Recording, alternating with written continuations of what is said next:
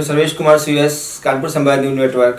आज की राष्ट्रीय समाचार बुलेटिन में आपका स्वागत है। सीबीआई और ईडी के निदेशकों का कार्यकाल अब 5 साल तक बढ़ाया जा सकेगा। केंद्र सरकार ने रविवार को इस संबंध में अध्यादेश जारी कर दिया है। वर्तमान में दोनों जांच एजेंसियों का कार्यकाल 2 साल का होता है, जिसे एक साल करके बढ़ाया जा रहा था। केंद्रीय सत्कर्ता आयोग संशोधन 2021 नाम से अध्यादेश संसद के शीतकालीन शुरुआत से कुछ दिन पहले ही लाया गया है, जिसमें 2 साल की नियुक्ति के बाद एक साल करके 5 साल तक इन लोगों का कार्यकाल बढ़ाया जा सकता है। राष्ट्रपति रामनाथ कोविंद ने अध्यादेश को मंजूरी भी दे दी है। संसद के शीतकालीन सत्र में यह विधेयक पेश होगा। दिल्ली एनसीआर में सीएनजी वाहनों को तीसरी बार महंगाई का झटका लगा है। दिल्ली में सीएनजी की कीमतों में ₹2.28 और नोएडा व गाजियाबाद में ₹2.56 प्रति किलो का इजाफा हुआ है। अब तक ₹6.27 की बढ़ोतरी की 3 बार में की जा चुकी है। रूस ने भारत को S-400 मिसाइल डिफेंस सिस्टम की डिलीवरी शुक्रवार से शुरू कर दी है। इसकी जानकारी FCMTC के निदेशक दिमित्री सुगेव ने दुबई एयर शो में दी। भारत से पहले यह डिफेंस सिस्टम तुर्की और चीन की सेना में शामिल हो चुका है। महाराष्ट्र राज्य सड़क परिवहन निगम MSRTC के कर्मियों की हड़ताल के समर्थन में महाराष्ट्र सचिवालय के बाहर रविवार को 2 लोगों ने कथित तौर पर आत्मदाह करने की कोशिश की। प्रदर्शन कर रहे लोगों में से 2 पुरुषों ने कथित तौर पर अपने ऊपर मिट्टी का तेल डालकर आत्मदाह करने का प्रयास किया, जबकि 4 महिलाओं ने सड़क के बीच प्रदर्शन किया। सभी को हिरासत में ले लिया गया है। ओडिशा में कोरोना वायरस ने एक बार फिर से प्रशासन की चिंता बढ़ा दी है। यहां शनिवार को सामने आए 262 मामलों में 42 बच्चों में कोरोना वायरस की पुष्टि हुई है।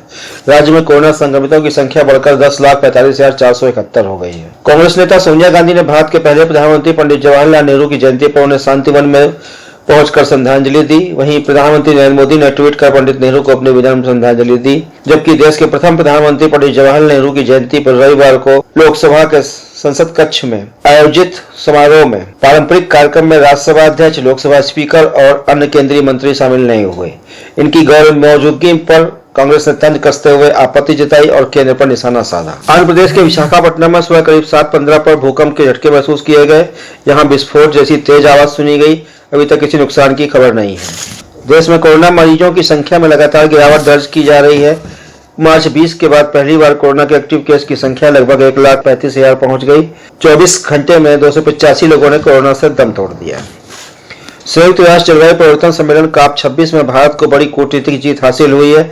सम्मेलन के दौरान ग्लोबल वार्मिंग को लेकर हुए इस समझौते के दौरान भारत अंतिम समय में 200 देशों को यह समझाने में कामयाब रहा कि कोयले के उपयोग को चरणबद्ध तरीके से कैसे खत्म करने के बजाय फेज आउट के बजाय कोयले को फेज डाउन में शामिल करवाने में सफलता प्राप्त कर ली है। विश्व मधुमेह दिवस के अवसर पर इंटरनेशनल डायबिटीज फेडरेशन IDF और WHO ने बताया कि दुनिया के लिए मधुमेह 21वीं सदी की सबसे भयावह हेल्थ इमरजेंसी होगी।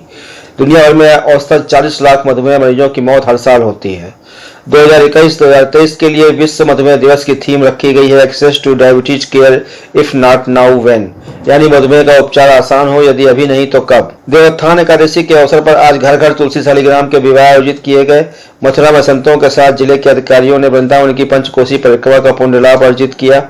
श्रद्धालुओं ने बांके बिहारी की पंचकोसी परिक्रमा शुरू की। वन नेशन वन नंबर के तहत उत्तर प्रदेश में नई गाड़ियों के लिए भारत सीरीज BH में पंजीकरण करने की व्यवस्था तत्काल प्रभाव से लागू कर दी गई है। भारत सीरीज BH में पंजीकरण कराने की व्यवस्था लागू होने से जिस गाड़ी का पंजीकरण भारत सीरीज में होगा वह देश के किसी भी राज्य में बिना रोक टोक के फर्राटा भर सकेगी।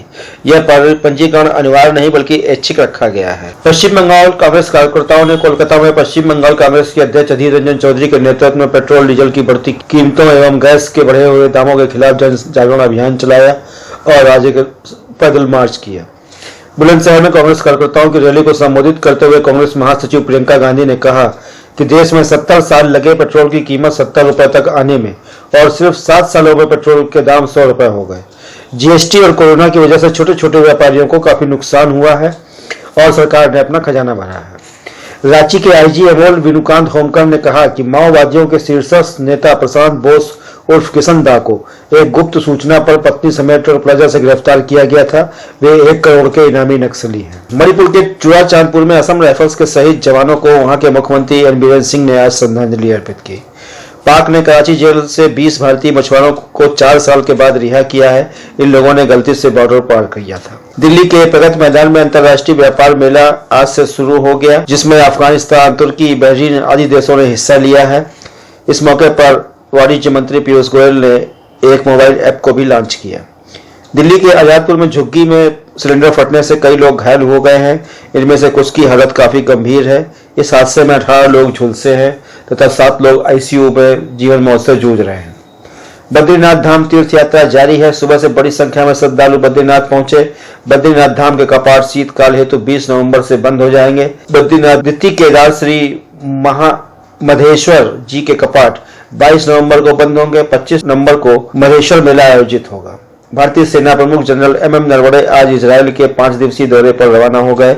उनकी इस यात्रा का उद्देश्य दोनों देशों के बीच रणनीतिक रक्षा सहयोग को और मजबूत करना है। बुलेटिन में बस इतना ही। धन्यवाद, नमस्कार, शुभ रात्रि।